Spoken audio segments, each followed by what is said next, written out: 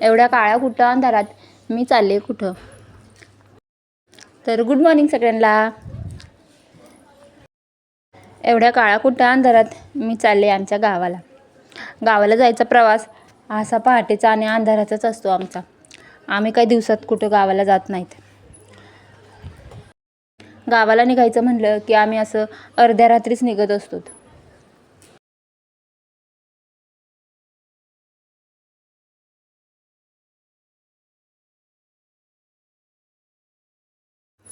दिवस उजडायला लागला होता. रात्रभर पडलेला पाऊस आणि ही पहाटेची सकाळ. एकदम छान असं वातावरण झालेलं होतं.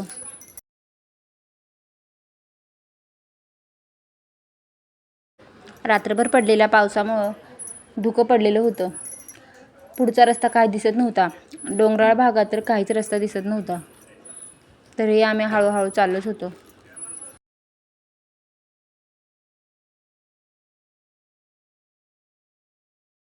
चार तासांचा प्रवास करून आम्ही शेवट घरी पोहोचलो.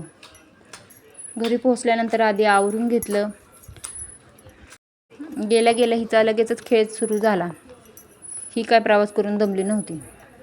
सगळं आवरून झाल्यानंतर आम्ही निघालो होतो गावातल्या देवांचं दर्शन करायला. गावातच एक खंडोबाचं मोठं मंदिर आहे. तिथं आम्ही निघालो होतो पाया पडायला. गाडी घेतल्यानंतर गावातल्या देवांचं दर्शन करण्यासाठी आलो होतो. इथं पूजा करण्यासाठी आलो होतो. बरंच मोठं असं हे मंदिर आहे. मंदिराच्या सुरुवातीलाच तुळस आणि गणपती बाप्पा आहेत. दगडूशेठ गणपती बाप्पांची मूर्ती आहे ही.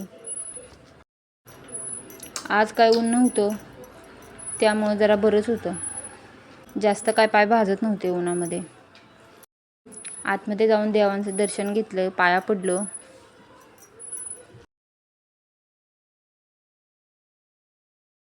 सुरुवातीला नंदी महाराजांचं दर्शन घेतलं आणि आतमध्ये निघालो. आधी इथं छोटं आणि साधंच मंदिर होतं. आता नवीन करून आतमध्ये देवांची मूर्ती वगैरे सगळं नवीन बनवलेलं आहे. चिकूसुद्धा अशी पाया पडत होती. कोणतंच ठिकाण ती पाया पडायचं सोडत नव्हती.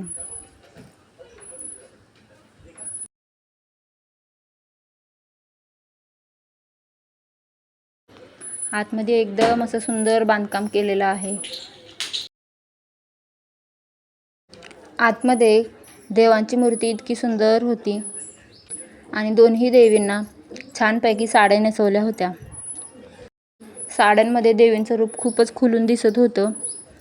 देवाचं दर्शन घेतल्यानंतर आम्ही बाहेर आलो. बाहेरच्या देवांचे दर्शन घेतले.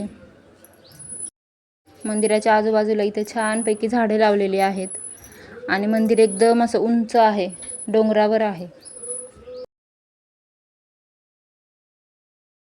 परत मग आम्ही आजूबाजूच्या देवांची दर्शनं घ्यायला निघालो.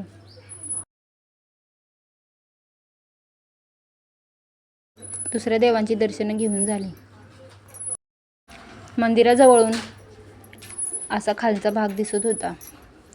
खालचा निसर्ग एकदम सुंदर दिसत होता. हिरवीगार झाडी, डोंगरं आणि एकदम छोटी छोटी अशी घरं.